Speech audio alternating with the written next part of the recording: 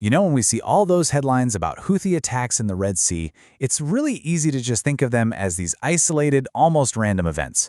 But what if that's completely the wrong way to look at it? What if what we're actually watching is a massive shift in global power, and it's all happening right in front of us?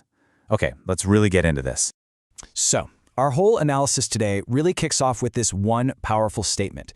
It's meant to make you just stop and think for a second. Why a trap? Well, because it's a perfect lure for global trade, funneling it into this narrow, super vulnerable corridor, where, frankly, the old rules of security just don't apply anymore. All right, so let's break down this central idea. We're going to peel back the layers of the surface-level story to really understand the much deeper strategic game that's being played out in one of the world's most critical waterways. So on one side, you have the story you see pretty much everywhere in the media. But the analysis we're digging into today says, nope, that's just a cover story. The reality is way more complex. This isn't some random rebellion. It's a very calculated move in a much bigger proxy war, mainly between Iran and the United States. And that, of course, brings us to the real players in this conflict. To get what's happening, you really have to look behind the curtain and see who's actually pulling the strings here. So, are the Houthis just this independent movement acting on their own? The analysis we're looking at says, not even close. You look at their weapons, their training, their surprisingly advanced drone and missile tech, and it all points back to one major power, Iran. And what we're seeing is a classic proxy war. You see, Iran gets to challenge Western interests, disrupt global trade, and they do it all without ever having to fire a single shot themselves. When a Houthi drone hits a ship, Iran can just throw up its hands and claim it was an independent group, giving them that all-important plausible deniability. And this isn't just a one-off thing. It's a whole playbook that Iran uses across the Middle East.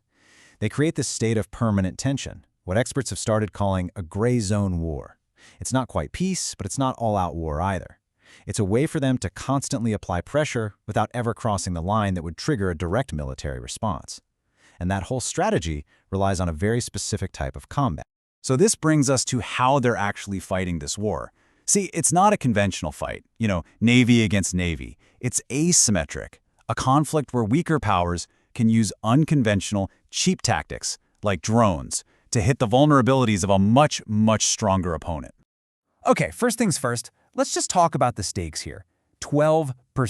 12% of all global trade goes through the Red Sea. That's a massive vulnerability, basically a single point of failure for the entire world economy. And that vulnerability, well, that's exactly what's being targeted.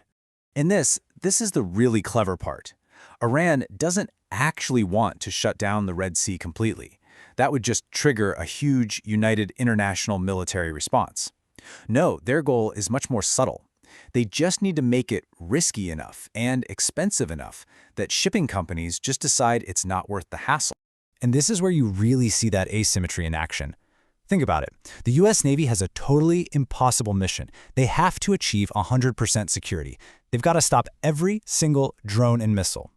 The Houthis, on the other hand, they only need to get lucky once in a while to create global panic and get exactly what they want. The defender is at a massive disadvantage here. So why should this regional conflicts matter to you, no matter where you live? Well, because these attacks create this huge ripple effect that touches every corner of the global economy. It all creates this vicious cycle. The attacks create risk, so insurance premiums go through the roof. Then companies start rerouting their ships all the way around Africa, which is way more expensive. But here's the kicker. That means the few ships that are still using the Red Sea become even easier targets, which just increases the risk all over again. The trap snaps shut. And what does that actually mean for us? Well, we're talking about delays for pretty much everything. Electronics, cars, you name it.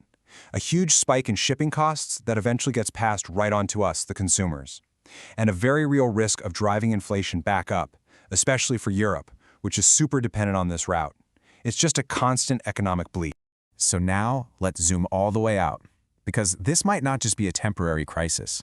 This could be signaling the end of an entire era, an era of guaranteed maritime security that, let's be honest, we've all taken for granted for decades.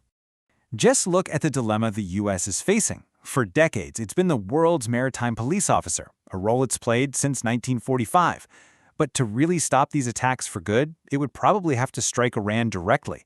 And that risks a massive regional war that nobody wants.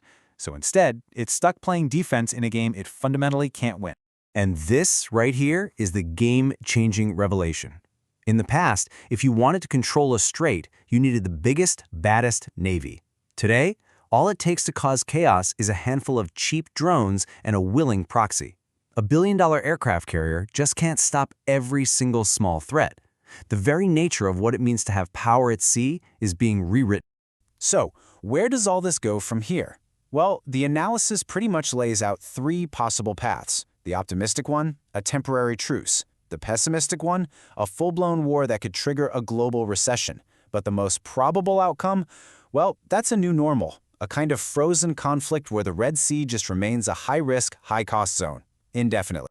And that leaves us with one final, pretty sobering thought.